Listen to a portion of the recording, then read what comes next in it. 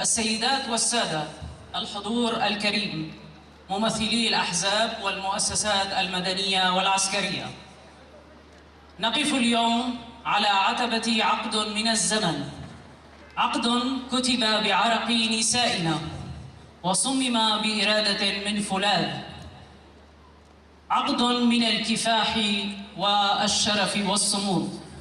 منذ 10 أعوام انطلقت قواتنا الأمنية والعسكرية النسائية باسم شعبنا السرياني الآشوري الكلداني كخطوة تاريخية، كحلم صغير في وجه العاصفة، حلم اعتقده الكثيرون بأنه مستحيل، ولكننا كسرنا المستحيل وأثبتنا بأن البندقية لا تميز بين يدي رجل أو امرأة، وأن الشجاعة لا تقاس بالجسد إنما بالروح التي لا تنكسر.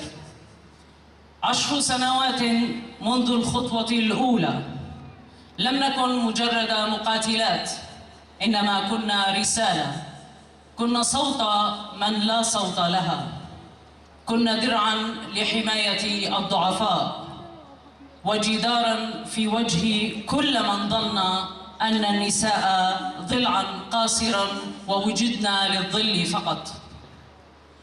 في كل معركة خضناها كنا نحمل على أكتافنا التاريخ، تاريخ أمهاتنا، تاريخ جداتنا اللواتي دافعنا عن الأرض والعرض بالكلمة، بالدم والصبر، واليوم نحمل عنهن المشعل ونقول نحن هنا وسنظل هنا.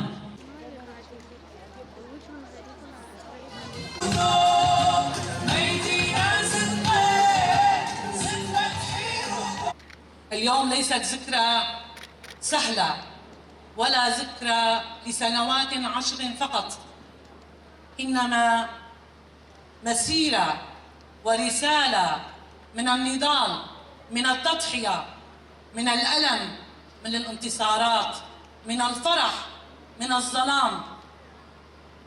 تعددت المشاعر والانتقالات من حالة لحالة، ونحن نعيش في منطقة وفي سوريا سنوات من الحروب والنزاعات،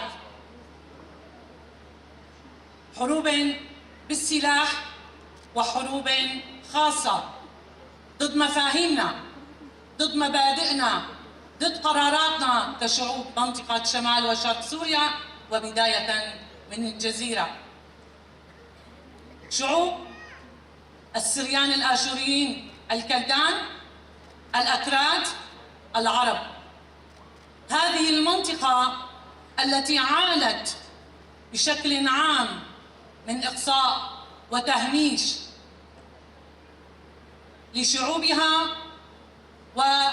ولوجودها الجغرافي، وكانت مطمح ومطمع أنظار كل الأعداء.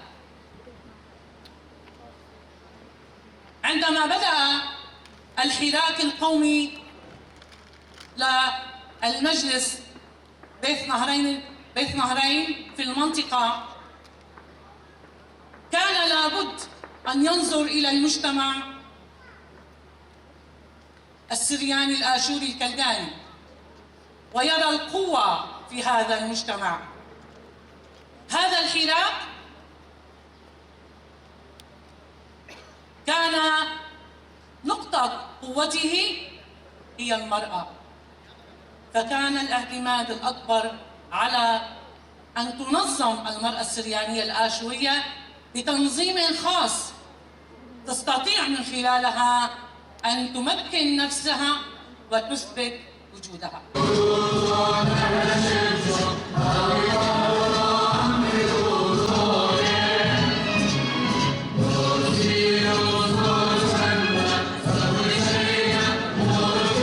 هذا اليوم الذكرى التأسيسية العاشرة لقوات حماية نساء بيت نهرين، وبهذه المناسبة نود أن نشدد على دور النساء في الحماية وحفظ الأمن والسلام، وعلى ضرورة إدراك المخاطر التي تحيط بالمرأة والمجتمع في المرحلة الحساسة التي تمر بها مناطق شمال شرق سوريا وسوريا بشكل عام.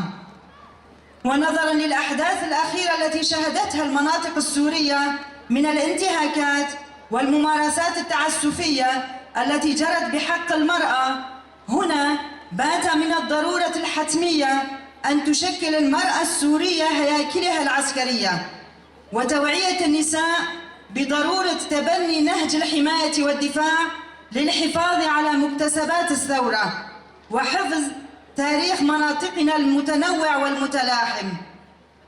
ونثمن جهود ونضال قوات حماية بيت نهرين، قوات نساء لحماية بيت نهرين من أجل استتباب الأمن والسلام.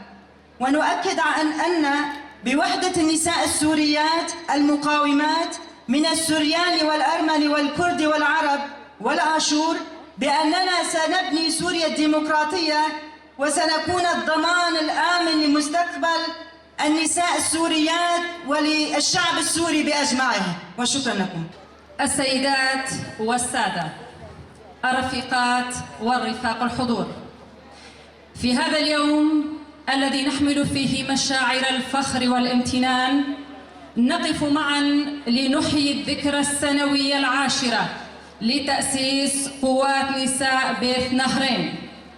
هذه المسيرة التي لم تكن مجرد مسار تنظيمي أو نشاط اجتماعي، بل كانت وما تزال حركة حياة وصوت نضال وراية كرامة للمرأة الآشورية السريانية الكلدانية في عموم بيت نهرين. 10 سنوات مرت رسمت فيها نساء بيت نهرين طريقاً واضحاً في وجه كل العواصف، في زمن كانت فيه الهويات تمحى والنساء يقهرن والحقوق تغتال بصمت، لكن من قلب هذا الألم ولدت إرادة لا تشبه إلا نساء هذه الأرض، قوية ثابتة عميقة كجذور التاريخ وصامدة كأشجار دجلة والفرات. لقد كانت هذه المسيرة مليئة بالتحديات، من النزوح إلى الإبادة إلى محاولات كسر الهوية، لكن وسط كل ذلك نهضت المرأة حاملة رسالتها في الدفاع عن وجود شعبها وصون كرامة نسائها ونشر الوعي والحرية والمساواة. نستذكر اليوم بكل فخر رفيقاتنا الشهيدات اللواتي مضين على هذا الدرب، من حملنا السلاح دفاعاً عن الأرض والعرض، من حملنا السلاح دفاعاً عن الأرض والعرض، ومن حملنا القلم والعلم والكلمة الحرة، ومن لم يستسلمنا للواقع بل غيرنا الواقع بأكمله.